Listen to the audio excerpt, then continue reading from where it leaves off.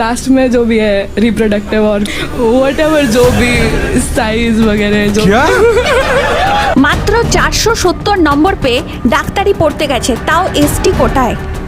এই মেয়েটার নাম সেজল পাওয়ার। ভাই পাওয়ার কবে থেকে এসটি কোটায় ঢুকে গেল আমার তো জানা নেই। যাই হোক, ডাক্তারি পড়ুয়ারা মৃতদেহকে কাটাকাটির মাধ্যমে পড়াশোনা করে, এটা আমরা সকলেই জানি। এই মৃতদেহকে ক্যাডাভার বলে। এখন এই মেয়েটা এই মৃতদেহকে রেসপেক্ট দিতে পারছে না, মৃতদেহের প্রাইভেট পার্টের সাইজ নিয়ে মজা তামাশা করছে।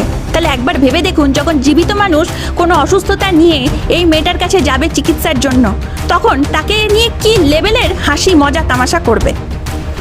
বর্তমানে এই মেয়েটার এগেনস্টে যে যে ধারায় মামলা ফাইল হলো তা হলো বিএনএস আন্ডার সেকশন 79 ইন্টেনশনালি অশালীন মন্তব্য করার জন্য, আইটি অ্যাক্ট 67 ইন্টেনশনালি আপত্তিকর কন্টেন্ট বা ভিডিও প্রকাশ করার জন্য, আর ন্যাশনাল মেডিকেল কমিশন অর্থাৎ এনএমসি চাইলে দেহদাতার অসম্মান হয়েছে এই কারণে এই ডাক্তারি পড়ুয়ার লাইসেন্স ক্যান্সেল করতে পারে।